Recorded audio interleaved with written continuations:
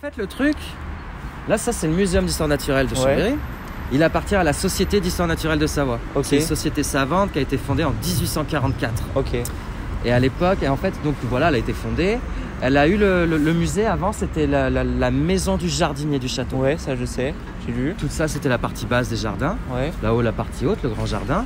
Et en fait, tout ça, vers 1846, le roi, parce que ça appartenait au roi, il a donné la maison et toute la partie de base du jardin, donc celle qu'on voit là, à la Société d'histoire naturelle. D'accord. Dans le but de faire un jardin botanique, une école de botanique, et il y a même eu un zoo ici. Ah ouais? Alors, je pense d'ailleurs il devait être de ce côté-là parce que l'école de botanique était là-bas. D'accord. Il faut savoir que le jardin, il part de l'arbre qu'on voit là-bas, là, tout au fond. Donc il part du rond-point préfecture. Il allait jusqu'au rond-point. Enfin, il était énorme. Ça a été coupé en deux là, vers entre 1860 et 63, quand ils ont fait la préfecture impériale. D'accord. Tu vois. Donc là, le mur date à peu près de ça. Et il restait ça.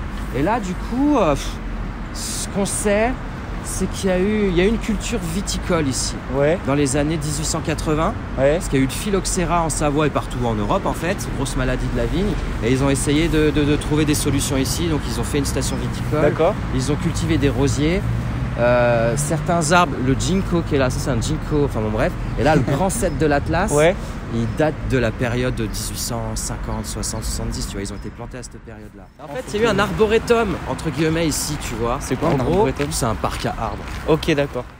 Le jardin, la société s'en est occupée jusque dans les années... Enfin, il faut admettre que dans les années 20, déjà, en fait, le jardin, il était plus ou moins laissé à l'abandon, tu vois. Il y avait un gardien dans le muséum qui devait s'occuper du jardin, mais il faisait plus rien depuis longtemps. Il avait laissé ça à l'abandon.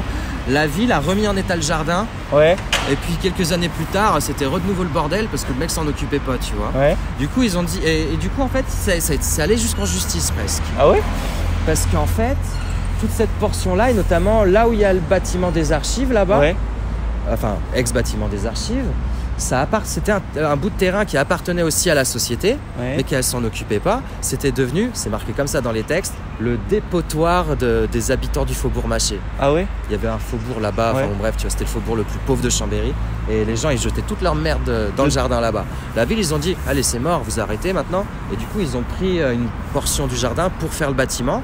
Et un peu plus tard, je crois qu'il y a c'est de 1934 à 1939, il y a un procès contre l'association. Enfin, en gros, le département ou la mairie, je sais plus, ils veulent récupérer le jardin et l'administrer eux-mêmes, tu vois. Pas qu'on vous le laissez dans l'abandon, donc on va arrêter à un moment donné. Et en gros, 1939, à partir du Cèdre, environ, toute cette partie là-bas appartient à la ville. Et cette partie-là est restée au muséum. D'accord.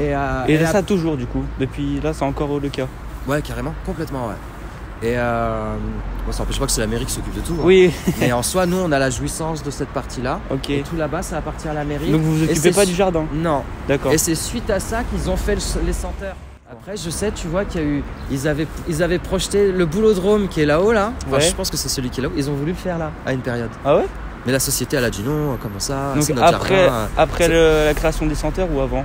Avant, bien avant. Ok. Et puis après, voilà, ils ont fait ce jardin-là. Donc effectivement, comme tu dis, pour les aveugles, enfin pour le toucher et la sensation. Et puis t'as vu, ils ont fait une plaque et tout. Ah oui, en braille, j'avais pas vu. Ouais, tu vois, en braille pour que les gens puissent s'aiguiller dans le parc. Non, ils ont poussé le truc, mine de rien. Hein. Ah ouais. Mais après, honnêtement, je sais pas s'il est très fréquenté. Je crois pas trop, quoi.